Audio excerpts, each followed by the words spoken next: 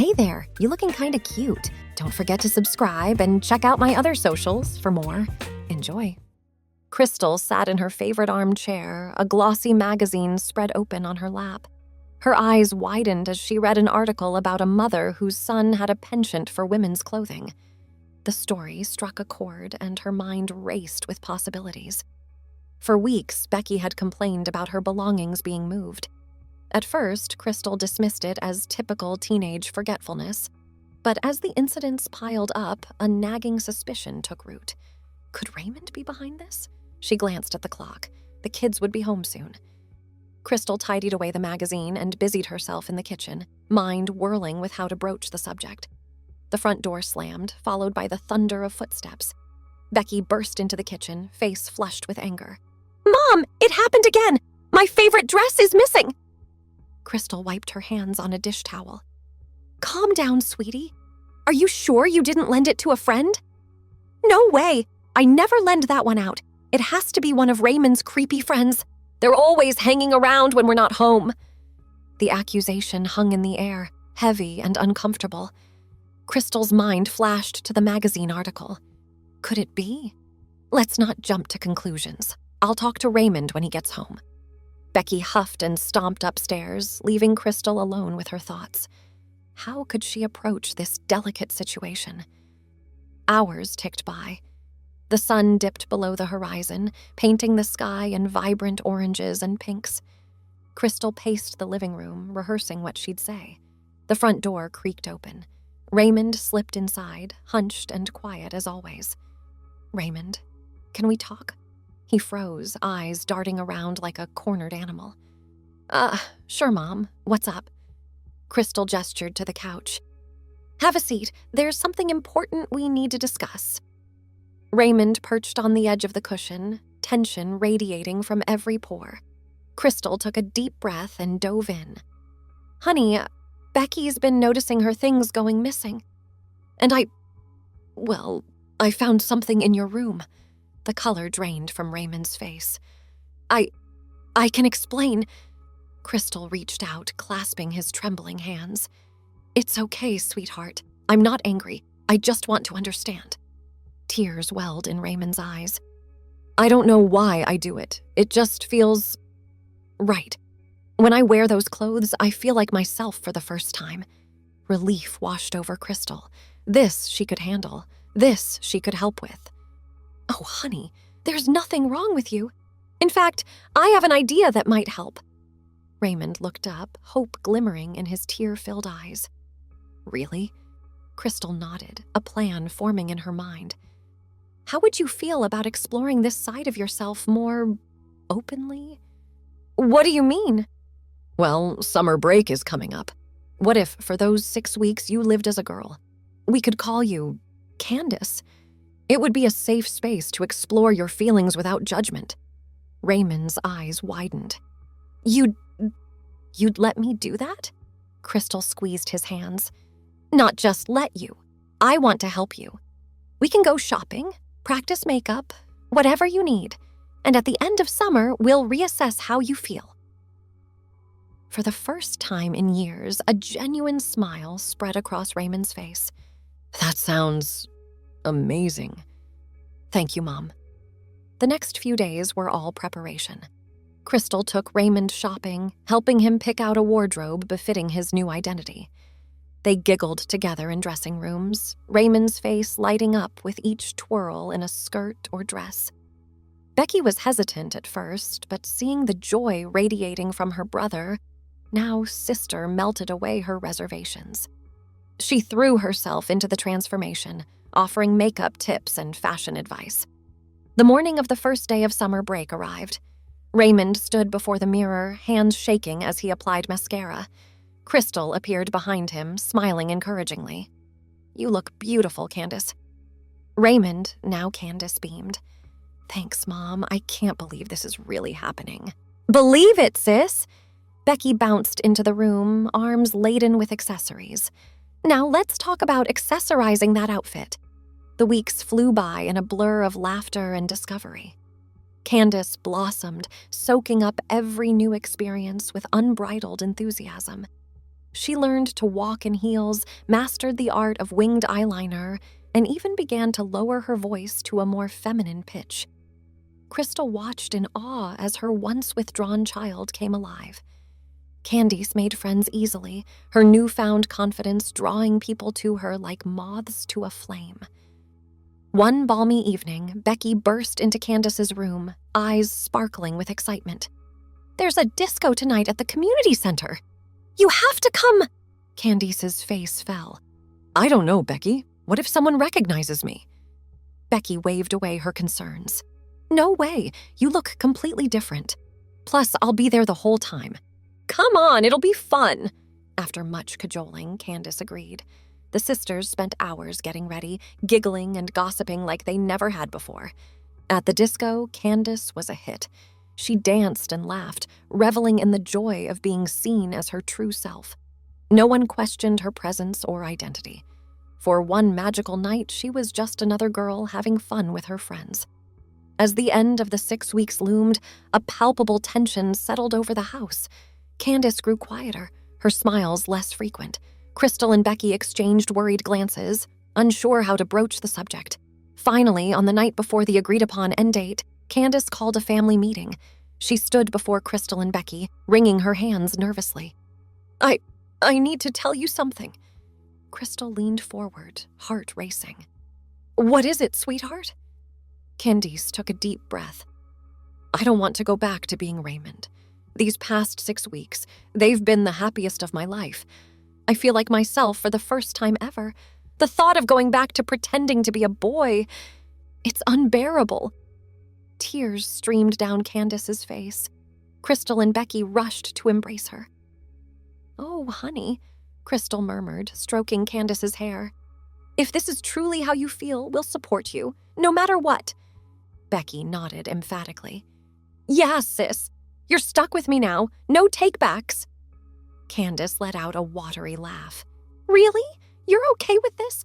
Crystal pulled back, cupping Candice's face in her hands. "More than okay. I'm proud of you for being true to yourself, but this is a big decision. I think we should talk to a doctor, make sure we're doing this the right way." Candice nodded, relief washing over her features. "Thank you. Both of you. I couldn't ask for a better family." The next morning, Crystal made some calls. She found a gender identity clinic in the city and scheduled an appointment for the following week. The days leading up to it were filled with nervous energy. Candice alternated between excitement and fear, while Crystal pored over every bit of information she could find about transgender youth. The day of the appointment dawned bright and clear. Crystal, Becky, and Candice piled into the car, a united front ready to face whatever came next. The clinic was modern and welcoming, with rainbow flags and inclusive posters adorning the walls. Dr. Martinez, a kind-faced woman with salt and pepper hair, greeted them warmly. "Welcome, Candice, and this must be your family. I'm so glad you're all here together." They settled into comfortable chairs in Dr. Martinez's office. Candice fidgeted nervously, but Crystal and Becky's reassuring presence bolstered her courage. "So, Candice," Dr. Martinez began, "why don't you tell me a bit about your journey so far?" Candice took a deep breath and launched into her story. She spoke of feeling different for as long as she could remember, of the joy and freedom she'd experienced living as herself over the summer. Dr. Martinez listened intently, nodding and asking thoughtful questions. When Candice finished, Dr. Martinez smiled warmly. "Thank you for sharing that with me, Candice. It's clear that you've given this a lot of thought. Now I'd like to discuss the various options available to you." The next hour was a whirlwind of information. Dr. Martinez explained the process of transitioning, from hormone therapy to legal name changes. She emphasized the importance of mental health support and outlined the potential challenges Candice might face. "This isn't an easy road," Dr. Martinez cautioned, "but with a supportive family like yours, Candice, you're already ahead of the game." Crystal squeezed Candice's hand. "We're here for you, every step of the way." As they left the clinic, armed with pamphlets and referrals, a weight seemed to lift from Candice's shoulders. The future was uncertain, but for the first time, it felt full of possibility. "So?" Becky chirped as they climbed back into the car. "First order of business, we need to go shopping for your back-to-school wardrobe. Can't have my sister looking anything less than fabulous on her first day as her true self." Candice laughed, a sound of pure joy that warmed Crystal's heart. "Only if you promise not to put me in anything too outrageous. I want to blend in, not stick out like a sore thumb." "Spoil sport," Becky pouted, but her eyes twinkled with mischief. As Crystal navigated the busy city streets, she marveled at the journey that had brought them here. From a magazine article to a life-changing decision, it had been a whirlwind summer. But looking at her daughters, both of them now, laughing and planning in the back seat, she knew they'd made the right choice. The road ahead wouldn't be easy. There would be challenges, setbacks, and difficult conversations. But they would face them together, as a family. And that, Crystal realized, was the greatest gift of all. As summer faded into autumn, Candice's transformation continued. She started hormone therapy under Dr. Martinez's careful supervision, and the family worked together to navigate the complex process of legally changing her name and gender marker. School presented its own set of challenges. Crystal met with the principal and counselors, advocating fiercely for Candice's right to use the girls' facilities and be addressed by her chosen name and pronouns. There were bumps along the way, insensitive comments from classmates, confused looks from teachers who had known Raymond.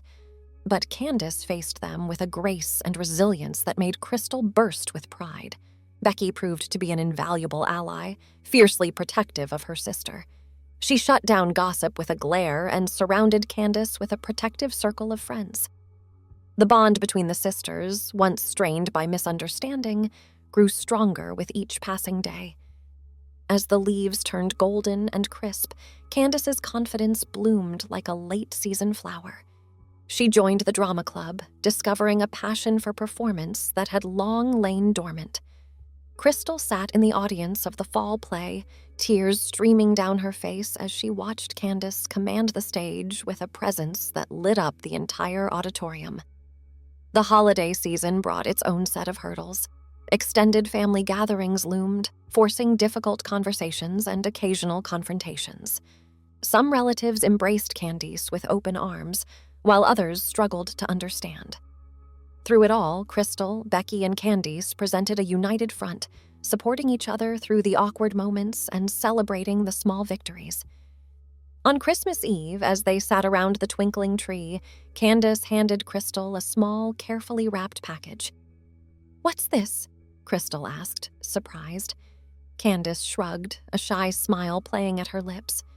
"Just a little something to say thank you for everything." Crystal unwrapped the gift with trembling fingers.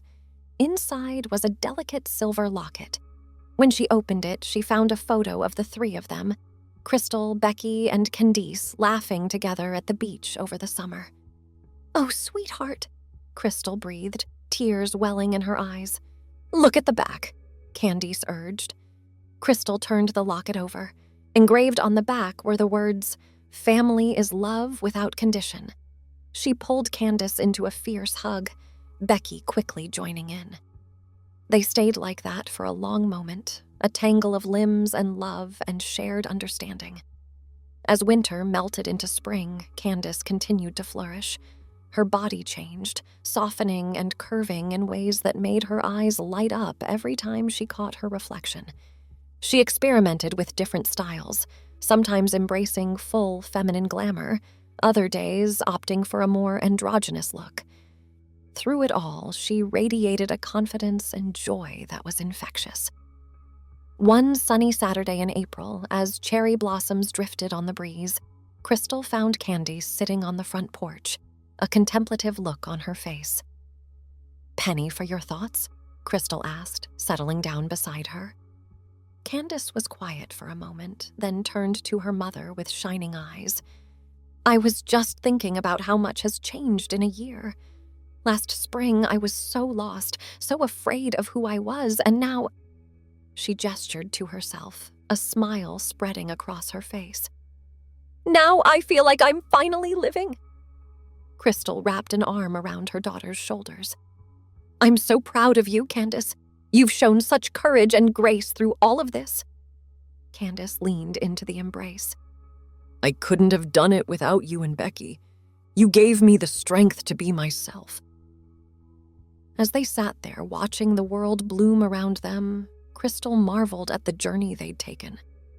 From a mother's intuition and a magazine article to this moment of pure contentment, it had been a year of growth, challenge, and unconditional love. The road ahead was still long, with obstacles yet to face. But Crystal knew, with unwavering certainty, that they would face them together. As a family, bound not by expectations or societal norms, but by the unbreakable bonds of love and acceptance. The sun dipped lower on the horizon, painting the sky in brilliant hues of pink and gold. Crystal squeezed Candace's hand, a gesture that said more than words ever could. Whatever the future held, they would meet it head-on, with open hearts and the strength that comes from being true to oneself. As twilight settled over the neighborhood, Becky burst out onto the porch, arms laden with snacks and a stack of board games. "Family game night!" she announced with infectious enthusiasm. "And I call dibs on being the banker in Monopoly." Candace groaned good-naturedly. "You always cheat when you're the banker." "I do not!" Becky protested, but her mischievous grin gave her away. Crystal laughed, rising to her feet and pulling both her daughters into a hug. "Come on, you two. Let's take this inside before the mosquitoes carry us away." As they settled around the kitchen table, bickering playfully over game pieces and house rules, Crystal felt a wave of contentment wash over her. This was her family, imperfect, unconventional, and absolutely perfect in its own unique way. The game stretched late into the night, punctuated by laughter, mock arguments, and the occasional victory dance. As Crystal watched her daughters, she silently thanked whatever twist of fate had led her to that magazine article all those months ago. It had been the catalyst for a transformation far more profound than she could have ever imagined, not just for Candice, but for all of them. In the end, it wasn't about winning or losing, about conforming or standing out.